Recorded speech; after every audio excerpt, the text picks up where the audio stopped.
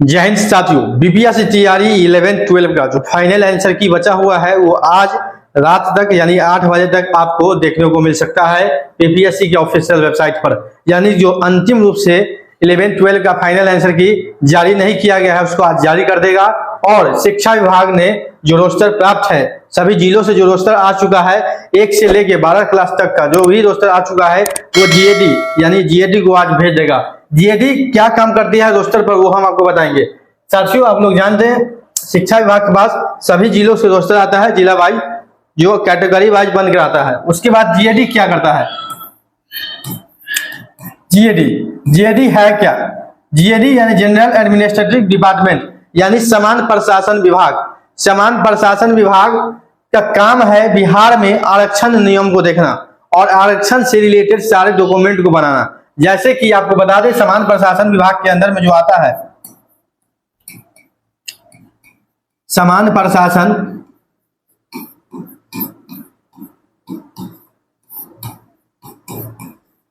विभाग, ठीक है। जीएडी समान प्रशासन विभाग होता है जो बिहार में आरक्षण नियम को देखती है। समान प्रशासन के अंतर्गत ही आरटीपीएस आता है। आरटीपीएस काउंटर पर जाकर ही आप आरटीपीएस के माध्यम से आप लोग आवासीय बनाते हैं, जाति बनाते हैं। आवासीय इसी के अंदर में आता है, जाति आता है, एनसीएल आता है और चौथा जो है वो ईडब्ल्यूएस आता है। ये सारा जो डॉक्यूमेंट है इसी विभाग के अंतर्गत बनता है। आप अपने ब्लॉक के अंदर में आरटीपीएस काउंटर होता है वहां पर आप जाके इसको बनाते हैं, ठीक है। तो ये जीएडी क्या करेगी? जो शिक्षा विभाग से रोस्टर प्राप्त है उस रोस्टर को अपने आरक्षण नियम के अनुसार यानी जो आरक्षण नियम तय है 50% प्लस 10% ईडब्ल्यूएस, ठीक है। उसके बाद जो भी बचता है 40% अनरिजर्व यानी यूआर। इस नियम को फॉलो कर रहा है कि नहीं? जो भी रोस्टर बना है इस नियम को फॉलो कर रहा है।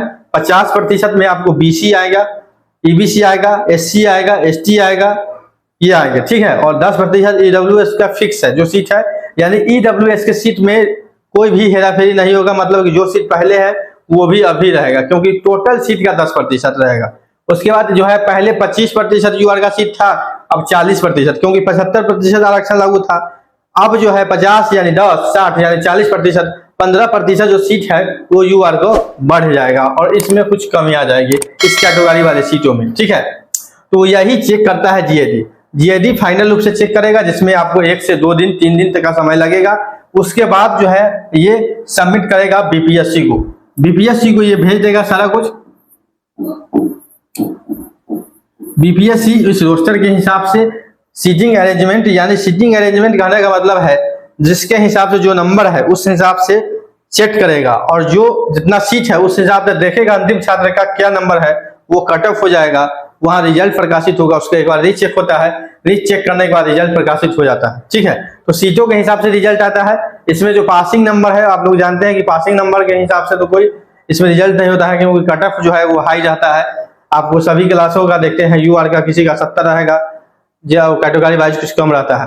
पासिंग जो नंबर दिया गया है बीपीएससी के, लेकिन पासिंग करने से ये बहाली नहीं होती है। इसमें जो है कट ऑफ के अंदर आना चाहिए, सीट जितना है उसके अंदर में आपका स्कोर होना चाहिए। तो साथियों आज जो है आपका फाइनल आंसर की भी जारी होगा और जीएडी के पास भी आज जो है आपको ये सारा रोस्टर पहुंच जाएगा। तब आप कह सकते हैं 3 से 4 दिन यानी कि दुर्गा पूजा का भी छुट्टी है तो इसमें 15 तक जीएडी अपने पास रखेगी। 15 के बाद जो है बीपीएससी को ये रोस्टर सौंपेगी। तो कम से कम आप कह सकते हैं 20 के बाद ही रिजल्ट की कोई उम्मीद लग रही है। 20 के बाद रिजल्ट हो सकता है कोई एक क्लास का आना शुरू हो जाए।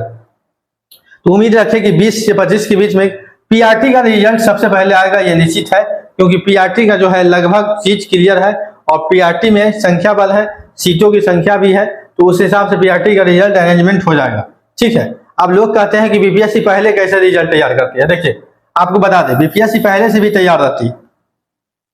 बीपीएससी को भी पता है कि 10% ईडब्ल्यूएस है। क्या पता है? 10% ईडब्ल्यूएस है। तो 10% ईडब्ल्यूएस का जो है मान लीजिए ईडब्ल्यूएस को कैटेगरी वाइज बांटा होगा। ये सब काम जो है पहले से बांट के रखती है। बीसी को बांट सकता है, ईबीसी को बांट सकता है, SC को बांट सकता है, ST को बांट सकता है। यानी कि कुछ काम बीपीएससी पहले से करके रखी है, क्योंकि बीपीएससी के पास जो है समय ज्यादा मिल गया इस रिजल्ट को तैयार करने में। हाँ, हालांकि जब रोस्टर जाएगा बीपीएससी के बाद तो समय कम लगेगा रिजल्ट को तैयार करने में, रिजल्ट आपको जल्दी देखने को मिलेगा। ठीक है, और हो सकता है रिजल्ट इस महीने में अगर सारा क्लियर हुआ तो नवंबर में आपका सारा प्रक्रिया हो जाएगा, यानी काउंसलिंग का, ज्वाइनिंग का जो भी प्रक्रिया है नवंबर में होगा। ट्रेनिंग भी चलता है, यानी हो सकता है इस साल भर आप इधर उधर में ही रहें और फाइनल ज्वाइनिंग आपको जो है वो दिसंबर तक स्कूल आपको अलॉट किया जाएगा। ठीक है, तो जैसे ही कोई आएगा अपडेट आएगा बीपीएससी से जुड़ा, बिहार शिक्षक बहाली से जुड़ा हुआ, तो आपको इस चैनल पर मिल जाएगा। तो चैनल को सब्सक्राइब नहीं किया है तो सब्सक्राइब कर ले और वीडियो को शेयर कर दे। मिलते हैं अगले अपडेट में।